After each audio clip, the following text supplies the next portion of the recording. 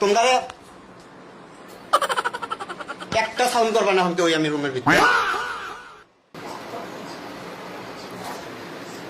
আসসালামু আলাইকুম। আমি একটি বিষয় নিয়ে এখন লাইভে আসতে বাধ্য হয়েছে।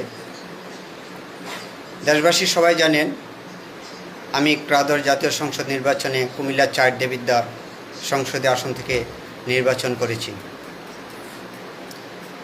নির্বাচন যার যার নির্বাচন করার অধিকার আছে, সেই জায়গা থেকে আমি আমার দলের হাইকমান্ডের নির্দেশে গণ অধিকার পরিষদের টাক প্রতীক নিয়ে বিএনপি সমর্থিত প্রার্থী হয়ে আমি দেবিদ্বার থেকে নির্বাচন করেছি।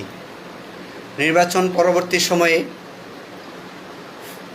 আমার রেজাল্ট যেটাই হোক, কিন্তু আমি আমার জায়গায় কিন্তু ভোট কম পাইনি, 50,000 ভোট পেয়েছি।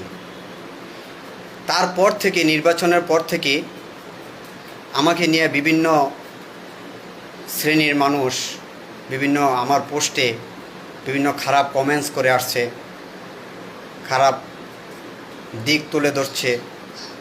সেগুলোর উপরে কিন্তু আমি কোনো দিন এখন পর্যন্ত কোনো প্রক্রিয়া হাতে নেই নাই। বিশেষ করে গত কিছুদিন আগে আমাকে একটি ব্যঙ্গ করে একটি ছবি পোস্ট করা হয়েছে,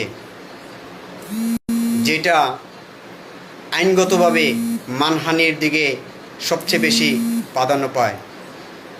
সেই বিষয়টার উপর ভিত্তি করে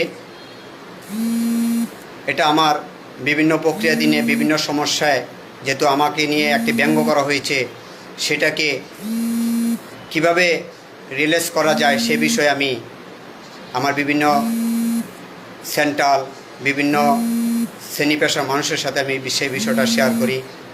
ওরা আমাকে বিভিন্ন পদক্ষেপ নেওয়ার জন্য আমাকে বলেছে। তো সে পদক্ষেপ নিতে গিয়ে যেটা প্রয়োজন সেটাই করা হয়েছে। আমাকে অনেকে ফোন দিয়েছে, অনেকে বলেছে যারা এটা করেছে তাদেরকে ক্ষমা করে দেওয়ার জন্য। তো ক্ষমা তো আমি করতে এসেছি। আমার পোস্টে গিয়ে যারা খারাপ কমেন্টস করতেছে, যারা খারাপ আমাকে নিয়ে কথা বলতেছে, আমি কোনো প্রতিবাদ করতেছি না, কোনো কিছু করতেছি না। কারণ আমি আমার জায়গায় নির্বাচন করেছি, সে জায়গায় আমার এখানে কোনো কিছু হারানোর কিছু নাই। আমি এমন না যে বলে আমি 200-500 ভোট পেয়েছি। আমি প্রতিদ্বন্দ্বিতা করেছি, দেবিদ্বারের আসন থেকে আমি দ্বিতীয় স্থান আছি। সেই জায়গা থেকে কিছু কুচক্র মহল আমাকে নিয়ে বাজে মন্তব্য করে, বাজে কথা বলে আজকে আমাকে আমাদের দেবিদ্বার এলাহাবাদ ইউনিয়নের সাবেক জামাতের কর্মী ছিল, জামাতের সাথী ছিল, বর্তমানে উনি এনসিপিতে ছাত্র শক্তি না যুব শক্তি সেটা জানি না, এনসিপিতে সংগঠিত। সে আমাকে ফোন দিয়ে আমাকে বলতেছে এই বিষয়ে যদি আমি বাড়াবাড়ি করি, আমাকে এলাকায় গেলে আমার হাত পা ভেঙে গুঁড়া করে দেবে, আমাকে আস্থা রাখবে না। উনি আমাকে মৃত্যুর ভয় দেখাইতেছে, উনি আমাকে বিভিন্ন হুমকি দিচ্ছে। আমি প্রশাসনের দৃষ্টি আকর্ষণ করছি, যেই ছেলেটা আমাকে হুমকি দিচ্ছে সেই ছেলেটা এলাহাবাদের ওবায়দুল নামে, ওনার বাবার নাম সালাম, মিতু আব্দুল সালাম। উনি প্রতিনিয়ত আমাকে হুমকি দিয়ে যাচ্ছে। আমি নাকি এ বিষয়ে বাড়াবাড়ি করলে আমাকে এলাকায় গেলে দেবিদ্বার যেখানে আমাকে পাবে, যেখানে আমারে পাবে সেখানে উনি আক্রমণ করবে আমাকে। আমি প্রশাসনের দৃষ্টি আকর্ষণ করব এই বিষয়ে। আমি যেহেতু একজন এমপি প্রার্থী ছিলাম, আমি জাতীয় নির্বাচন করেছি, সেই জায়গা থেকে আপনাদের সহযোগিতা চাই। আপনারা আমাকে সহযোগিতা করবেন।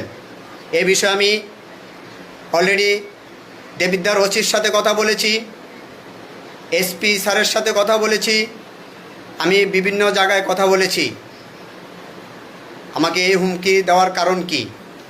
আমাকে নিয়ে তোমরা ব্যঙ্গ করবা, তোমাদের বিরুদ্ধে কথা বললে তোমরা আমাকে হুমকি দিবা, সেই বিষয়টা অবশ্যই সবার দেখার দরকার।